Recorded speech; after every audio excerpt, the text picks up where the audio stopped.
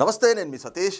ఉత్తరాంధ్ర యాసలో వచ్చిన సామెత ఉంటుంది. అదేమిటి అంటే ఒకటిచ్చి రెండు కాయటం అంటారు. ప్రస్తుతం జగన్మోహన్ రెడ్డి పరిస్థితి కూడా ఇలాగే తయారైంది అనేటువంటి ఒక వాదన కూడా చాలా బలంగా వినిపిస్తూ ఉంది. ఏమిటి ఈ ఒకటిచ్చి రెండు కాయటం అని అంటే దాని అర్థం ఏమిటి అంటే ఎవరినైనా మనము ఏదో ఒక మాట అంటున్నాం అని చెప్పి అందులో మనమే పెద్ద మన గొప్పతనాన్ని చెప్పుకునేలాగా అవతల వాళ్ళని ఏదో అవమానించేలాగానో లేదంటే వాళ్ళ పాత్ర ఏం లేదు అని చెప్పి చూపించడానికి మనం ఏదో వాళ్ళ మీదకి ఒక మాట విసిరేస్తున్నాం అనుకుని ఒక మాట విసిరేస్తాం.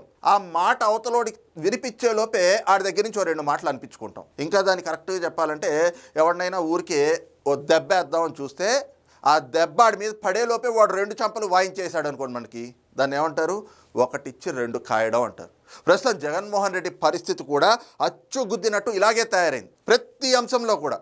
ఎందుకంటే ఈ మధ్యకాలం వైసీపీ సోషల్ మీడియా అలాగే సాక్షి మీడియా, జగన్మోహన్ రెడ్డికి బాకాలు ఊదేటువంటి ఆ బ్లూ మీడియా, వీళ్ళందరూ కొన్ని అంశాలని పెద్ద ఎత్తున ప్రచారం చేసుకుంటూ ఉన్నారు. ఏదైనా కూడా కార్యక్రమం రాష్ట్రంలో ఈ కూటమి ప్రభుత్వంలో పూర్తయి ఆ కార్యక్రమం అమల్లోకి వస్తూ ఉంటే ఇదిగో ఇదంతా మా జగన్మోహన్ రెడ్డి చేశాడు, ఈ రోజున కూటమి ప్రభుత్వం ముఖ్యమంత్రి చంద్రబాబు నాయుడు గారు క్రెడిట్ చోరీ చేస్తున్నారు అని చెప్పి క్రెడిట్ చోరీ అని చెప్పేసి అని చెప్పుకుంటా ఉన్నారు. కానీ వాస్తవానికి ఎవరు చేస్తూ ఉన్నారు క్రెడిట్ చోరీ?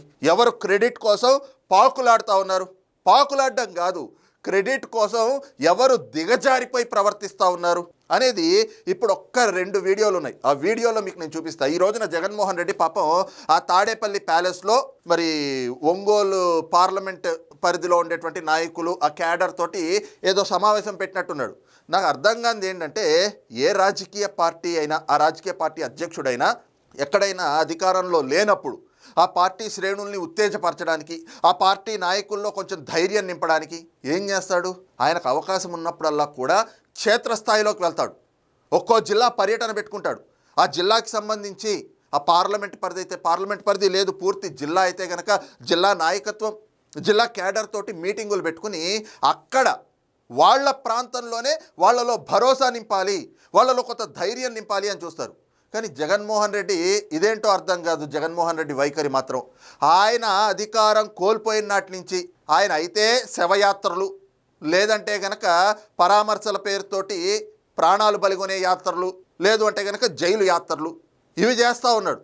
అదే సమయంలో పార్టీ సంస్థాగత నిర్మాణం అనేటువంటి పేరుతోటి ఆ పార్టీ క్యాడర్లో పార్టీ నాయకుల్లో ఏదో బలం నింపుతున్నాం అని అదేదో మెసేజ్ ఇస్తున్నట్లుగా కొన్ని సమావేశాలు పెడతారు.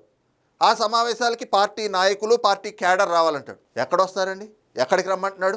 ఈయన వెళ్ళాలి, కానీ ఈయన వెళ్ళకుండా వాళ్ళందరినీ తాడేపల్లి ప్యాలెస్కి పిలిపించుకుంటా ఉన్నాడు. ఇప్పుడు ఒక జిల్లాలో నీకు ఎంతమంది అభిమానులు ఉన్నారు, నీ పార్టీకి ఎంతమంది కార్యకర్తలు ఉన్నారు, ఎంతమంది నీ సభలకు వస్తున్నారు అనేటువంటిది అక్కడ తెలుస్తుంది. నువ్వు ఆ జిల్లాకో ఆ ప్రాంతానికో వెళ్ళి అక్కడ పార్టీ సమావేశం అని పెడితే ఓకే, నీ సమావేశాలకు ఎంతమంది వస్తున్నారు అనేటువంటిది స్వచ్ఛందంగా అక్కడ తెలుస్తుంది. అప్పుడు నీ బలం ఎంత అనేది నువ్వు గుర్తెరగచ్చు. అలా కాకుండా ఆ తాడేపల్లి కార్యాలయంలో ఒక ఇరుకుబొక్క లాంటి గదుల్లో ఆయన పెట్టుకుంటాడు ఆ సమావేశాల్లో మళ్ళీ పచ్చబద్దాలు మాట్లాడుతూ ఉంటాడు. ఈ రోజున కూడా అలాగే ఆ ఒంగోలు పార్లమెంట్ పరిధిలో ఉన్నటువంటి క్యాడర్ తోటి ఆ నాయకులతోటి సమావేశం పెట్టినట్టున్నాడు. ఆ సమావేశంలో ఆయన మాట్లాడుతూ ఉంటే నిజంగా ఇందాక సామెత చెప్పాను కదా, ఒకటిచ్చి రెండు కాయటం అని. అలాగే జగన్మోహన్ రెడ్డి ఏంది ఎర్రిబాగులోడైపోయి మాట్లాడుతూ ఉన్నాడా? వీడికి అసలు మైండ్ ఉందా? మైండ్ ఉండే మాట్లాడుతున్నాడా అని చెప్పి అక్కడ ఆ పార్టీకి సంబంధించిన క్యాడర్గా చెప్పుకోబడుతున్న వాళ్ళు కూడా ఎంత ఆశ్చర్యంగా చూస్తున్నారు. ఒక్కసారి జగన్మోహన్ రెడ్డి మాటలు విందాం. ఇక్కడ చూస్తే ఎన్నికలు అయిపోయిన తర్వాత చంద్రబాబు నాయుడు గారు మనం అంత దూరం తీసుకొచ్చిన ప్రక్రియను ముందుకు తీసుకుపోయినాడు. అంతే ఈయన చేసింది. ఓ జూమ్ కాల్ పెట్టుకున్నాడు, మాట్లాడినాడు, అంతే. ఇప్పుడు చూస్తే పేపర్ చూస్తే ఏమనిపిస్తుంది? అసలు మిట్టలనేవాడు చంద్రబాబు నాయుడు సుందర ముఖార విందాన్ని చూసి వచ్చినట్టుగా బిల్డప్ గేలి చేయడం అంటే అవతల వాళ్ళని హెకిల్ చేయడం, వాళ్ళని ఏదో వాళ్ళని అవమానించినట్లుగా వాళ్ళని ఏదో గిల్లినట్టుగా గిచ్చినట్టుగా మాట్లాడితే అవతల వాళ్ళ స్థాయి తగ్గిపోద్దులే, మనం మాట్లాడే మాటలకి వాళ్ళంతా నవ్వారు అంటే అబ్బో మనకి బాకాలు ఊదేస్తున్నారు, మన లెవెల్ బాగా పెరిగిపోయింది అనుకుంటా ఉన్నాడు. కానీ ఈ మాటలతోటే జగన్మోహన్ రెడ్డి రోజు రోజుకి దిగజారిపోయి ఓ మనిషిగా కూడా కాదు, నిన్ను పశువు అని సంబోధించాలి అంటే ఆ పశు జాతి కూడా బాధపడుతోంది అని నేను అనట్లా. ఆయన సొంత చెల్లెలు షర్మిల గారే అంటా ఉన్నారు, చంద్రబాబు నాయుడు గారి సుందర ముఖార విందం. పాప ఆ మాట చెప్పడానికి నిన్న రాత్రి నుంచి ఆయన ఎంత ప్రాక్టీస్ చేసి ఉంటాడో ఆ ఒక్క పదాన్ని, ఎంత బట్టి బట్టి బట్టి బట్టి బట్టి బట్టి దాన్ని గుర్తుపెట్టుకుని సుందర ముఖార విందం అనేటువంటి ఒక పదాన్ని అంత స్పష్టంగా చెప్పగలిగాడు. ఏదో చంద్రబాబు నాయుడు గారిని హెకిల్ చేస్తున్నాం అనుకున్నాడు. నీ ముఖం ఎలా ఉందో చూసుకో అని చెప్తా ఉన్నారు. జీవకళ పోయి ప్రేతకళ కనిపిస్తూ ఉంది. ఈయన వచ్చి చంద్రబాబు నాయుడు గారిని గురించి మాట్లాడతాడు. ఈయన చెప్పేది దేని గురించి? మన నక్కపల్లిలో ఏదైతే గనక ఆర్సెలర్ మిట్టల్కి సంబంధించి పూర్తిగా స్టీల్ ప్లాంట్కి సంబంధించినటువంటి శంకుస్థాపన భూమి పూజ జరిగింది. ఆ భూమి పూజ శంకుస్థాపనకి ఈ రోజున చంద్రబాబు నాయుడు గారు క్రెడిట్ చోరీ చేస్తున్నారు అని చెప్పాలనేది ఈయన మాట. దాన్నట చంద్రబాబు నాయుడు గారు తేలేదు, లోకేష్ గారు తేలేదు, దాన్ని జగన్మోహన్ రెడ్డి తెచ్చాడంట. జగన్మోహన్ రెడ్డి అధికారంలో ఉన్నప్పుడే తీసుకొచ్చాడట. దానికి వీళ్ళు క్రెడిట్ చోరీ చేస్తున్నారట. కేవలం ఎన్నికలు అయిన తర్వాత చంద్రబాబు నాయుడు గారు జూమ్ కాల్ పెట్టుకుని దాన్ని అలా ముందుకు తీసుకెళ్లారు ఆ ప్రక్రియ. అసలు దాన్ని తెచ్చింది నేను అని చెప్పుకుంటున్నాడు. మొత్తం ఒకసారి విందాం. ఇక్కడ చూస్తే ఎన్నికలు అయిపోయిన తర్వాత చంద్రబాబు నాయుడు గారు మనం అంత దూరం తీసుకొచ్చిన ప్రక్రియను ముందుకు తీసుకుపోయినాడు. అంతే ఈయన చేసింది. ఓ జూమ్ కాల్ పెట్టుకున్నాడు, అది మాట్లాడినాడు, అంతే. ఇప్పుడు చూస్తే పేపర్ చూస్తే ఏమనిపిస్తుంది? అసలు మిట్టల్ అనేవాడు చంద్రబాబు నాయుడు సుందర ముఖార విందాన్ని చూసి లేదు, నీ దేవ్యమోహన్ చూసి వచ్చి ఉంటారు. ఆ గూగుల్ కూడా అంతే. ఆ గూగుల్ కూడా అప్పుడు కూడా అంతే. అదాన్ని తీసుకొచ్చింది మనం, గూగుల్ను తీసుకొచ్చింది మనం. ఏదన్నా చూసుకో. చివరికి ఆశ్చర్యం కలిగించే విషయం ఏమిటంటే ఇదే నక్కపల్లిలో 2020 వాళ్ళంతా చూడండి ఎలా చూస్తారో. జగన్మోహన్ రెడ్డి చెప్పేవి చూస్తుంటే వీడికి అసలు బుర్రా బుద్ధి ఉండే మాట్లాడుతున్నాడా? ఏం మాట్లాడుతున్నాడు? ఇదే జగన్మోహన్ రెడ్డి ఇదే ఆర్సెలర్ మిట్టల్ ఆ స్టీల్ ప్లాంట్ గురించి గతంలో మాట్లాడింది. ఇప్పుడు ఏం చెప్పాడు? ఎన్నికలు అయిపోయిన తర్వాత ఎన్నికల వరకు అప్పటి వరకు మొత్తం దాన్ని నడిపించింది నేను, అసలు ఆ స్టీల్ ప్లాంట్ వచ్చేలా చేసింది నేను. ఎన్నికలు వచ్చినాయి, ఎన్నికలు అయిపోయిన తర్వాత చంద్రబాబు నాయుడు కేవలం ఒక జూమ్ కాల్ పెట్టుకుని వాళ్ళతోటి మాట్లాడి ఆ ప్రక్రియను ముందుకు తీసుకెళ్ళాడు అంతే. ఆయన చేసింది ఏం లేదు. కానీ ఈరోజు మొత్తం పేపర్లలో ఆయనే చేసేసినట్లుగా చూపించుకుంటున్నారు. ఇది క్రెడిట్ చోరీ అంటాడు. ఇదే జగన్మోహన్ రెడ్డి గతంలో ఏం మాట్లాడాడు ఒక్కసారి విందాం. ఇదే ఆర్సెలర్ మిట్టల్ స్టీల్ ప్లాంట్ గురించి. ఆదిత్య మిట్టల్ ఒడిశాలో 1,04,000 కోట్లతో 24 మిలియన్ టన్నుల స్టీల్ ప్లాంట్ అక్కడ కడతా ఉన్నారు. చంద్రబాబు నాయుడు అంటాడు లోకేష్ చంద్రబాబు నాయుడు కొడుకు లోకేష్ ఆయన ఒక మంత్రి హోదాలో ఉన్నారు. ఒక మంత్రిగా ఆయన సంబోధించడానికి పాపం మనసు పట్ల, ఎందుకంటే ఒంటి నిండా కుళ్ళు విషం నింపుకుని ఉంటారు కదా. ఇప్పుడు జగన్మోహన్ రెడ్డి కాదు, రాజశేఖర రెడ్డి కొడుకు అనే పిలవాలి. ఇన్ని కూడా జగన్మోహన్ రెడ్డి అని పిలవకూడదు, మాజీ ముఖ్యమంత్రి అనకూడదు. రాజశేఖర రెడ్డి కొడుకు చెప్తున్నాడు కదా ఆర్సెలర్ మిట్టల్ గురించి. లోకేష్ గారు ఏదో చెప్తున్నారంట. ఆంధ్ర రాష్ట్రంలో 1,61,000 కోట్లతో 17 మిలియన్ టన్నుల steel green field steel plant అనకాపల్లికి వచ్చేస్తా ఉంది అని చెప్తారు. అసలు ఆయనైనా ఎన్ని కడతాడు? ఆయన లోకేష్ అనే వ్యక్తి ఆ స్టేట్మెంట్ ఇచ్చిన వెంటనే ఒరిస్సా మంత్రి, అక్కడి నుంచి బీజేపీ మంత్రి, వెంటనే ఆయన నుంచి రివర్స్ స్టేట్మెంట్. వాళ్ళు ఎక్కడ పోవడం లేదు, మా దగ్గరే ఉన్నారు. 1,04,000 కోట్లకు సంబంధించిన ప్లాంట్కి సంబంధించి వాళ్ళు ఆల్రెడీ పన్ను మొదలు పెట్టారు ఇప్పుడే అని చెప్పి. అంటే ఆడ 1,04,000 కోట్లు, ఈడ 1,61,000 కోట్లు. ఎవరు చెవులు పూలు పెడతా ఉన్నారు? ఇది చూసాం కదా జగన్మోహన్ రెడ్డి చెప్పింది. ఏది? ఇదే నక్కపల్లిలో మొన్న భూమి పూజ జరిగింది. కేంద్ర ఉక్కు పరిశ్రమ శాఖ మంత్రి కుమారస్వామి చేతుల మీదుగా ముఖ్యమంత్రి చంద్రబాబు నాయుడు గారు, మంత్రి నారా లోకేష్, ఉప ముఖ్యమంత్రి పవన్ కళ్యాణ్ గారు వీళ్ళందరూ కూడా పాల్గొన్నారు. ఏది?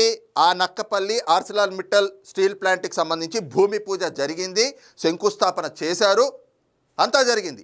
దీని గురించి గతంలో జగన్మోహన్ రెడ్డి ఏం చెప్పాడు? అబ్బే అసలు ఆర్సెలర్ మిట్టల్ అనేది రావట్లేదు, నారా లోకేష్ కేవలం ఫేక్ ప్రచారాలు చేస్తున్నాడు, వాళ్ళెక్కడో ఒరిస్సాకి వెళ్ళిపోయి అక్కడ 1,04,000 కోట్ల రూపాయలతోటి 24 లక్షల టన్నులకు సంబంధించి స్టీల్ ప్లాంట్ అక్కడ ప్రారంభించేశారు. లోకేష్ ఇక్కడ స్టేట్మెంట్ ఇవ్వంగానే అక్కడి నుంచి బీజేపీ మంత్రి రెస్పాండ్ అయ్యి ఆయన ఎక్కడికి పోవట్లేదు. అయినా కూడా ఈ ఆదిత్య మిట్టల్ అక్కడ 1,04,000 కోట్ల రూపాయలు పెట్టుబడి, ఇక్కడ 1,60,000 కోట్ల రూపాయలు పెట్టుబడి, ఎన్ని చోట్ల పెడతారు, ఎవరి చెవుల్లో పూలు పెడుతున్నారు అని ఇదే జగన్మోహన్ రెడ్డి మాట్లాడాడు. అంటే ఏం చెప్పినట్లు ఆయన? ఆర్సెలర్ మిట్టల్ స్టీల్ ప్లాంట్ అనేది ఆంధ్రప్రదేశ్కి రావట్లేదు. లోకేష్ గారు కానీ కూటమి ప్రభుత్వం కానీ వాళ్ళు చేసింది ఫేక్ ప్రకటన, ఫేక్ ప్రచారం అని చెప్పాడు. కట్ చేస్తే ఏమైంది, ఇవాళ ఆ మిట్టల్ స్టీల్ ప్లాంట్ అనేటువంటిది నక్కపల్లి, ఆంధ్రప్రదేశ్లో విశాఖపట్నం సమీపంలో నక్కపల్లికి వచ్చింది. రాగానే వెంటనే ఏం ప్లేట్ ఫిరాయించాడు, ప్లేట్ ఫిరాయించేసేసి అబ్బే ఇది నేను అధికారంలో ఉన్నప్పుడే నేను తీసుకొచ్చాను, దాన్ని ఎన్నికలు వచ్చినాయి కాబట్టి కొంచెం ఆలస్యమైంది, ఎన్నికలు అయ్యాక కూటమి అధికారంలోకి వచ్చాక ఆ ప్రక్రియను కొంచెం ముందుకు తీసుకెళ్ళింది అంతే.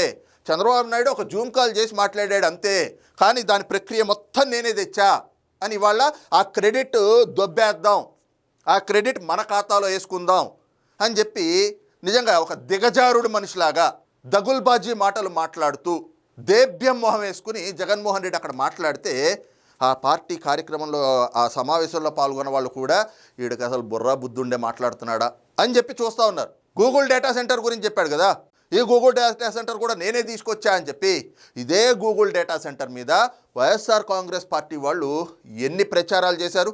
గూగుల్ డేటా సెంటర్ వస్తే అక్కడ నీళ్లు ఉండవు, కరెంటు మొత్తం ఆ డేటా సెంటర్కే కావాల్సి వస్తుంది, అక్కడ మొత్తం అంతా కూడా అంటే పూర్తిగా అక్కడ రేడియేషన్ పెరిగిపోయి మనుషులు చచ్చిపోతారు, డేటా సెంటర్ రన్ చేయాలి అంటే పెద్ద ఎత్తున నీళ్లు కావాల్సి వస్తుంది కాబట్టి వాటర్ అంటే స్కేర్సిటీ వచ్చేస్తుంది, నీటి కొరత వచ్చేస్తుంది, అలాగే డేటా సెంటర్కి విద్యుత్ ఎక్కువగా అవసరం పడుతుంది కాబట్టి విద్యుత్ కొరత వచ్చేసి కరెంటు కోతలు ఎక్కువైపోతాయి, ఆ డేటా సెంటర్ వల్ల రేడియేషన్ పెరిగిపోయి మనుషులే చచ్చిపోతారు, కాబట్టి డేటా సెంటర్ ఇక్కడికి రావడం మంచిది కాదు అని ప్రచారం చేశారు.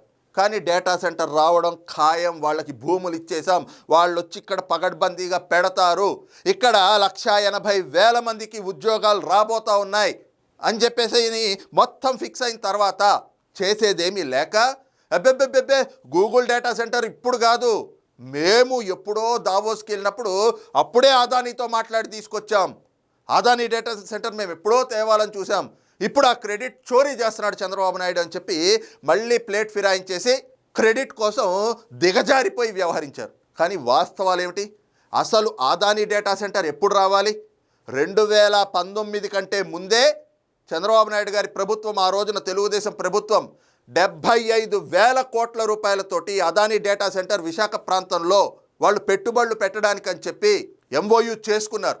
జగన్మోహన్ రెడ్డి వచ్చిన తర్వాత ఆ ఎంఓయూ క్యాన్సిల్ చేసుకుని 75,000 కోట్ల రూపాయల నుంచి ఆ డేటా సెంటర్ వాల్యూని 30,000 కోట్ల రూపాయలకు తగ్గించుకున్నాడు. కానీ ఈ రోజున గూగుల్ డేటా సెంటర్ వస్తోంది, దానిపైన ప్రజల్లో సానుకూలమనే స్పందన ఉంది, ప్రజలు కూడా ఇలాంటి సంస్థలు రావాలి, మనకి ఉద్యోగ ఉపాధి అవకాశాలు పెరుగుతాయి అని చెప్పేసి గూగుల్ డేటా సెంటర్ రావడం పైన హర్షం వ్యక్తం చేస్తూ దాన్ని ఆహ్వానిస్తూ ఉంటే క్రెడిట్ మన చేతుల్లోంచి పోతుంది అని చెప్పి క్రెడిట్ కోసం పాకులాడుతూ దిగజారిపోయినట్టు మాట్లాడుతూ ఉన్నాడు. అంటే కేవలం కూటమి ప్రభుత్వం పైన కుదిరితే విషం చిమ్మటం, వాళ్ళు ఏమీ తేవట్లేదు, ఏమీ చేయట్లేదు. ఇప్పటికే మనం చూస్తూ ఉన్నాం, సూపర్ 6 సూపర్ 7 అన్నారు, ఏమీ అమలు కావట్లేదు అని చెప్పి. కానీ ఈ రోజున అదే అవ్వాతాతలు అడుగుతూ ఉన్నారు, జగన్మోహన్ రెడ్డి 1,000 రూపాయలు పెన్షన్ పెంచడానికి 5 ఏళ్ళు తీసుకున్నావు నువ్వు, కూటమి ప్రభుత్వం వచ్చిన 18వ రోజు నుంచే చంద్రబాబు నాయుడు గారు నోటి మాట ఇచ్చారు, ఆయన మాట ఇచ్చిన రోజు నుంచి 3 నెలలది కలిపి 1,000 రూపాయలు కూడా పెంచి మొదటి నెలే మాకు 7,000 ఇచ్చారు. నీ బతుక్కి చంద్రబాబు నాయుడు గారి పైన ఆరోపణలు చేసే, విమర్శలు చేసే స్థాయి ఉందా? నువ్వు చంద్రబాబు నాయుడు గారి గురించి, కూటమి ప్రభుత్వం గురించి మాట్లాడతావా? అధికారంలోకి వచ్చిన వారం రోజుల్లో సిపిఎస్ రద్దు చేస్తా అన్నావు, ఏం చేశావు? అదే ఉద్యోగస్తుల్ని వెన్ను విరిచావు, వాళ్ళకి వెన్నుపోటు పొడిచావు. దశలవారీ మద్యపాన నిషేధం చేస్తా అన్నావు, అదే అక్క చెల్లెమ్మల మెళ్ళో పుస్తెలు తెంచి నీ ప్రభుత్వం నడిపే మద్యం దుకాణాల గల్లాపెట్టెలో వేసుకున్నావు. అన్ని అబద్ధాలు, మోసాలు, దుర్మార్గాలు, దౌర్జన్యాలతోటి నువ్వు నీది ఫేక్ బ్రతుకు కాబట్టి 151 స్థానాల నుంచి ఈ రోజున 11 స్థానాలకి నువ్వు పతనమైపోయావు. అలాంటిది నువ్వు వచ్చి ఈ రోజున కూటమి ప్రభుత్వం పైన బురద జల్లుతూ ఉంటే, విషం చిమ్ముతూ ఉంటే ప్రజలు నమ్మే పరిస్థితి ఉండదు అని చెప్పి ప్రజలే చెప్తా ఉన్నారు. ఇక Arcelor Mittal, Google data centre, ఇవే చాలు సింపుల్ ఉదాహరణలు. ఆ రోజున డేటా సెంటర్ని వ్యతిరేకించాడు, ప్రజలు స్వాగతించేటప్పటికి అది నా క్రెడిట్ అని చెప్పి దిగజారిపోయి మాట్లాడాడు. మొన్నటికి మొన్న ఆర్సిలార్ మిట్టల్ రావట్లేదు, వాళ్ళు ఒరిస్సా వెళ్ళిపోయారు అన్నాడు. కానీ వాళ్ళు వచ్చి నక్కపల్లిలో భూమి పూజ చేసేటప్పటికి ఇది నా క్రెడిట్, నేను తెచ్చా అని చెప్పి దానికోసం అని గుండెలు బాదుకుంటా ఉన్నాడు. అందుకే ఒక్కటిచ్చి 2 కాయటం అని చెప్పి ఇందాక చెప్పాను కదా. పాపం జగన్మోహన్ రెడ్డి ఏదో ఆర్సిలార్ మిట్టల్ నేనే తెచ్చాను, కూటమి ప్రభుత్వం క్రెడిట్ చోరీ చేస్తోంది అని చెప్పి ఏదో చెప్దాం అనుకున్నాడు. ఏమైంది? గూగుల్ డేటా సెంటర్ వచ్చింది, పెన్షన్లు, సూపర్ 6, సూపర్ 7 అన్నీ అమలవుతున్న వాటి గురించి అన్నిటి గురించి ఈ రోజున మాట్లాడాల్సినటువంటి పరిస్థితి వస్తూ ఉంది. ఇది కదా ఒకటిచ్చి రెండు కాయటం అంటే అని చెప్పి రాజకీయ పరిశీలకులు కూడా అభిప్రాయపడుతూ ఉన్నారు. మరి ఈ అంశం పైన మీ అభిప్రాయం ఏమిటనేటువంటిది కింద కామెంట్ సెక్షన్లో మెన్షన్ చేయండి. Thank you.